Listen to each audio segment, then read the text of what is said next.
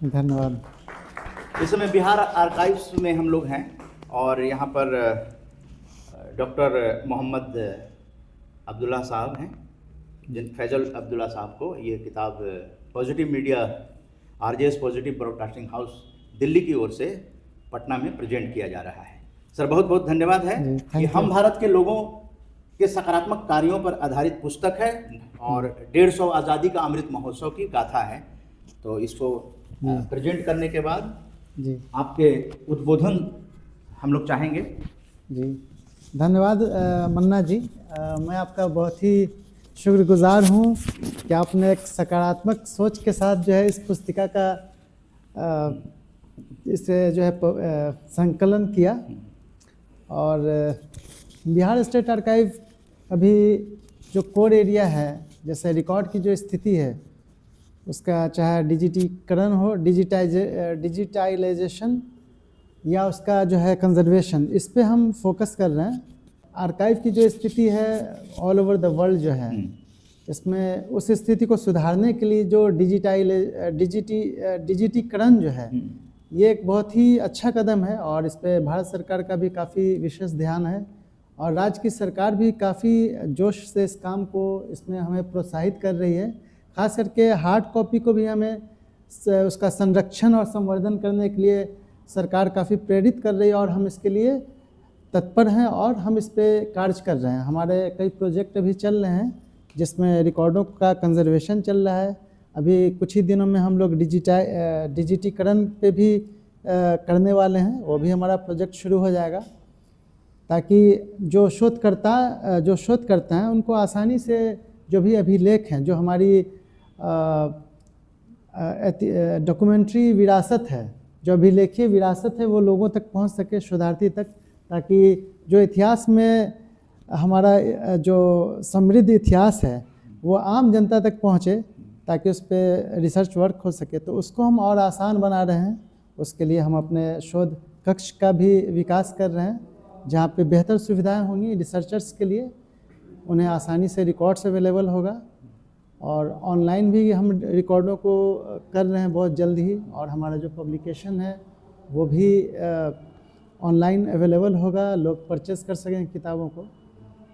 तो फ़िलहाल तो हम जो भी रिकॉर्ड्स हमारे 44 डिपार्टमेंट से आए नहीं हैं उसे ट्रांसफ़र करना है। तो उन रिकॉर्डों के लिए भी हमारा नया बिल्डिंग बनने वाला है। तो जब हमारा नया बिल्डिंग बन जाएगा तो हम रिकॉर्ड्स को भी ट्रांसफ़र करेंगे। तो वो कहाँ पर बनने वाला है?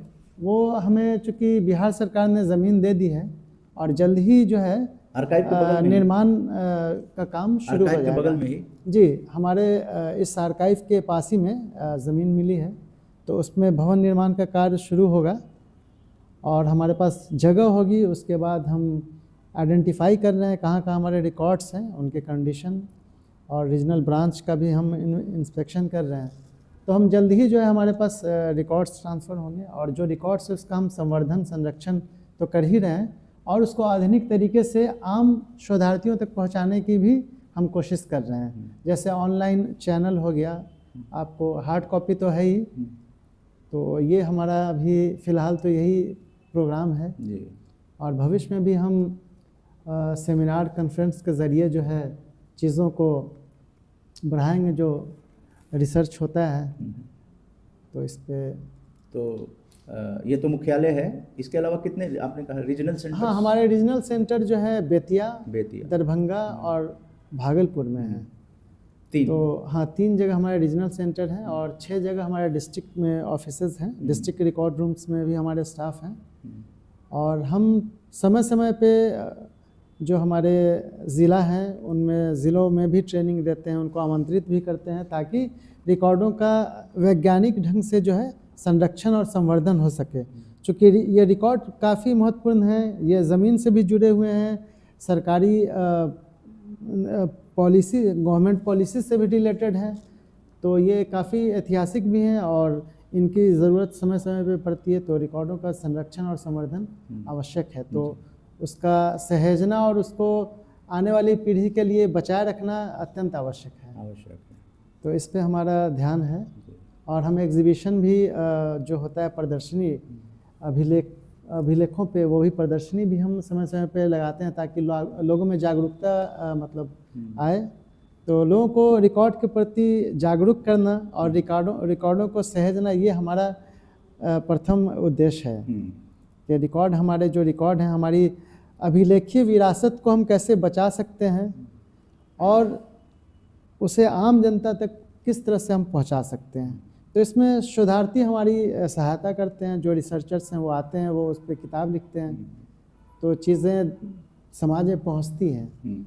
चाहे वो हमारे फ्रीडम फाइटर्स, उनकी जो कुर्बानियाँ रही हों, वो सारे रिकॉर्ड्स हमारे पास हैं। तो हमारे बिहार का तो प्रमुख रोल रहा है स्वतंत्रता संग्राम में, तो उससे भी जुड़े रिकॉर्ड्स काफ़ी हैं यहाँ पे। एग्रीकल्चर से भी जुड़े हुए रिकॉर्ड हैं। तो भिन्न भिन्न प्रकार गांधी जी का जो चंपारण में हुआ था वो तो आज की बात है, स्वतंत्रता आंदोलन में वो चंपारण से ही उन्होंने मूवमेंट शुरू किया था, सत्याग्रह जो है उनका ऑथेंटिक डॉक्यूमेंट। तो वो ऑथेंटिक डॉक्यूमेंट्स आपको आर्काइव में ही मिलेंगे, चाहे वो राष्ट्रीय अभिलेखागार हो, चाहे ये बिहार राज्य अभिलेखागार हो। और हर राज्य में एक अभिलेखागार है, उसी तरह बिहार राज्य अभिलेखागार भी अपने आप को जो है अपग्रेड कर रहा है, जो चीज़ें हैं और बेहतर हो सके, आधुनिक तकनीक का इस्तेमाल हो यहाँ पे, वो सब हम यहाँ पे कर रहे हैं जी। तो और ये आपकी किताब बहुत अच्छी है, अमृत काल का सकारात्मक भारत। तो हमारे आज़ादी का अमृत महोत्सव, हाँ, ये अमृत काल में ये काफ़ी आपने जो इनका जो संकलन किया है किताब का, तो इसमें ये मैंने देखा, ये भी काफ़ी कार्यक्रमों पर आधारित है जी, कार्यक्रम पे जो आधारित है 150। तो ये अच्छा है, ये सकारात्मक सोच के साथ भारत विकसित हो, ये एक बहुत बड़ी बात है। और आज हमें सकारात्मक सोच की बहुत अत्यंत आवश्यकता है जी, क्योंकि आपकी सोच ही आपको आगे बढ़ाती है। कितने आप सकारात्मक हैं अपने सोच में, और सोच से ही आप बहुत आगे जा सकते हैं। उसी तरह भारत और हमारा राज्य भी काफ़ी आगे बढ़ रहा है। तो मैं आपका धन्यवाद देना चाहूँगा इस किताब के लिए। बहुत बहुत धन्यवाद डॉक्टर मोहम्मद फैजल अब्दुल्ला साहब जी, क्योंकि आप जैसे सकारात्मक लोगों के हाथ में जब ये बिहार राज्य अभिलेखागार निदेशालय है, तो निश्चित रूप से बिहार की जो विरासत है, अभिलेखीय विरासत, उसको राष्ट्रीय अंतर्राष्ट्रीय मानचित्र पर संरक्षित संवर्धित करने का, संरक्षण देने का आपने जो बीड़ा उठाया है, इसके लिए RJS PBH positive broadcasting house की ओर से आपका धन्यवाद। और ये जो बताया गया है ये और लोगों को प्रेरित करेगा, और स्वतंत्रता सेनानियों से संबंधित यहाँ पे डॉक्यूमेंट्स जो हैं वो ऑथेंटिक मिलेंगे। बिहार राज्य अभिलेखागार निदेशालय, जिसकी की स्थापना 1956 में हुई थी। पहले ये पुराना सचिवालय में था, उसके बाद फिर ये 1987 में ये जवाहरलाल नेहरू पथ पे बेली रोड जिसका नाम है, उस पर ये आया है। बहुत ही ग्रैंड शानदार बिल्डिंग है इस अभिलेखीय निदेशालय का, और बगल में और ज़मीन सरकार ने दी है, ताकि विरासत के संरक्षण की ओर बिहार सरकार का पूरा ध्यान जा रहा है, और उसमें भी बहुत सारे रिकॉर्ड्स जो हैं संरक्षित किए जाएंगे। तो विरासत का या अतीत का सम्मान करते हुए, तिरंगे की रक्षा करते हुए जो आज़ादी का अमृत महोत्सव है, वो किताब जो जन भागीदारी है, वो किताब यहाँ प्रेजेंट की गई है, और इस तरह की पूरे देश की लाइब्रेरी में ये किताब पहुँचाई जा रही है। और हमारा भी एक रेफरेंस लाइब्रेरी है, तो रेफरेंस लाइब्रेरी में ये किताब जाएगी। ये किताब संविधान ने कहा है हम भारत के लोग, तो ये हम भारत के लोगों की किताब है, जिसमें कि एनआरआईज भी इसमें जुड़े हुए हैं, जो हर रविवार आरजेएस वेबिनार, ये अपने आप में ये 150 हुआ, तो इसका मतलब 150 संडे देश और विदेश के लोगों ने मिलकर इस किताब को तैयार किया है, क्योंकि ये सकारात्मक कार्यों पर आधारित किताब है। तो यही खासियत है किताब की, और ये प्रेरित कर रही है उन नौजवान पीढ़ियों को जो देश के लिए कुछ करना चाहते हैं, और पूरे भारत को एक परिवार मानते हैं, और पूरे विश्व को वसुधैव कुटुंबकम, विश्व एक घर है जी, उस हिसाब से, जिसकी आज बहुत ज़रूरत है कि सोच को, महिलाओं के प्रति अगर सकारात्मक सोच हो तो कितने क्राइम रुक सकते हैं। तो उसी तरह से अगर घर में हो, ऑफिसेज में हो, तो काम करना और मेहनत करना बोझ नहीं लगेगा, बल्कि आदमी उसको एंजॉय करेगा। तो यू आर वेरी पॉजिटिव, आप लोग पॉजिटिव हैं। वैसे भी बिहार जो है बुद्ध की और महावीर की जन्मभूमि धरती रही है। सीता जी जो अभी विवाह जयंती मनाया गया, हम लोगों ने भी विवाह जयंती अपने वेबिनार में मनाया। और एक और चीज़ बता देते हैं कि जो संस्कृति की रक्षा करने के लिए, नई पीढ़ी तक पहुंचाने के लिए जो RJS PBH है, वो हर रविवार कोई ना कोई श्लोक और सुविचार से प्रारंभ करता है। तो मैं तो उसमें भी चाहूँगा, और हमारा प्रण है ये बिहार यात्रा जो है सकारात्मक क्रांति की, क्योंकि ये संपूर्ण क्रांति की धरती है। यहाँ से 9 साल के बाद सकारात्मक क्रांति का आगाज से ऐतिहासिक बैठक जुड़े हैं। और हमारा आंकड़ा जो है 17 जनवरी जो मेरा जन्मदिन है, वो पर्सनल हमने अपने लिए संकल्प किया है बनिस्पत की दूसरों को जिम्मेदारी देने की। 2024 का 17 जनवरी 2024 को 2024 लोगों को मैं खुद ही ज्वाइन कराऊंगा। उनके कॉन्टैक्ट्स, मोबाइल नंबर RJS के पास होंगे, क्योंकि विश्व एक घर मानते हैं, तो उस परिवार में शामिल होंगे। और ये फोटोग्राफ्स जो हो रहे हैं वो इम्पोर्टेंट इसलिए हैं क्योंकि नोएडा फिल्म सिटी में, मारवा स्टूडियो में इसका पार्ट 2 किताब जो है वो लॉन्च होगा, इसका रिलीज़ किया जाएगा, जो कि ग्लोबल जर्नलिज्म फेस्टिवल में, यानी देश विदेश के पत्रकार जहां उपस्थित होंगे वहां अगली कलर्ड पुस्तक आएगी, जो लॉन्च होगी 13 फरवरी को 2 बजे से 4 बजे के बीच में। वो 3 दिनों का फेस्टिवल है। और तो इस तरह से हम लोग जो हैं सकारात्मक लोगों से मिलना, सकारात्मक कार्य करना और अन्य नई पीढ़ी को प्रेरित करना। आप सब बहुत बोझ नहीं लगेगा सकारात्मक सोच के साथ, चाहे ऑफिस हो, चाहे कोई भी काम कर रहे हैं, तो बोझ नहीं लगेगा और ज़्यादा बेहतर रिजल्ट आएगा। अंदर जिसको होलिस्टिक हेल्थ कहते हैं, वो अपने आप वो जागृत हो जाएगा। तो एक बार मैं चाहूँगा सर से कि अपने सारे स्टाफ का इसमें परिचय भी दे दें हमारे, और उसके बाद एक फ़ोटो सेशन के बाद इस कार्यक्रम को संपन्न किया जाएगा। हमारे बहुत ही वरिष्ठ ये हमारे मेंबर रहे हैं यहाँ पे, ये रिटायर्ड हैं, अभी हमारे यहाँ प्रतिनियुक्ति हुई है, असिस्टेंट सहायक निदेशक के पद पे हैं उदय ठाकुर साहब। मेरा नाम उदय कुमार ठाकुर हुआ और मैं सहायक निदेशक के पद पर यहाँ कार्यरत था, और फिर सरकार के द्वारा कॉन्ट्रैक्ट पर मुझे यहाँ मेरे कार्य को देखते हुए रखा गया। मैं डॉक्टर रश्मि किरण यहाँ पुराभिलेखपाल के पद पर कार्यरत हूँ।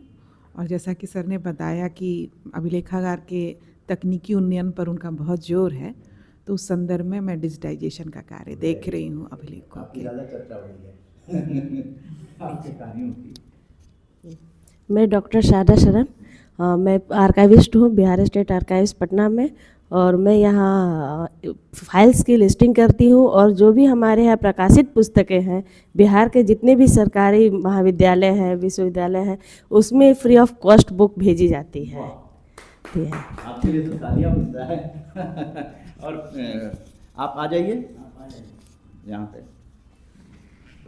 परिचय दे दीजिए। मेरा नाम रामाशीष कुमार है, मैं प्रोग्रामर हूँ और ख़ास तौर से डिजिटाइजेशन में मेरा ख़ास सहयोग रहता है। और जो भी फाइलें ऑनलाइन होती हैं, जो डॉक्यूमेंट को व्यू करने के लिए लोकल पब्लिक डोमेन में डाला जाता है, वो सारी सुविधाओं को मैं देने की कोशिश करता हूँ अच्छे तरीके से। बहुत बहुत धन्यवाद, आप सहयोग के लिए भी धन्यवाद। मेरा नाम पंकज कुमार है, मैं यहाँ पर कार्यरत हूँ।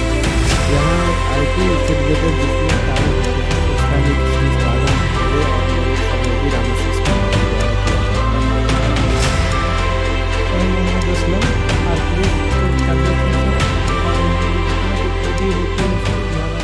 है। वर्कशॉप का हो, एग्जीबिशन का हो, उसमें सहयोग करते हैं। और नेशनल इंटरनेशनल सेमिनार भी हम लोग करते हैं वेब पोर्टल पर आधारित। दिल्ली तो नहीं, हम लोग जाते हैं ऑनलाइन, यहाँ सुविधा हम लोग करते हैं सर, वेब पर आधारित। और जितने भी राज्य में विभाग है उसको वर्कशॉप के माध्यम से अभिलेख को संरक्षण और संवर्धन के लिए प्रचार प्रसार में हम लोग सहयोग करते हैं। धन्यवाद। खैर अब दिल्ली आएंगे आप, 2024 में नोट कर लीजिए, तैयारी कीजिए। मैं संजीत कुमार, पुराभिलेखपाल।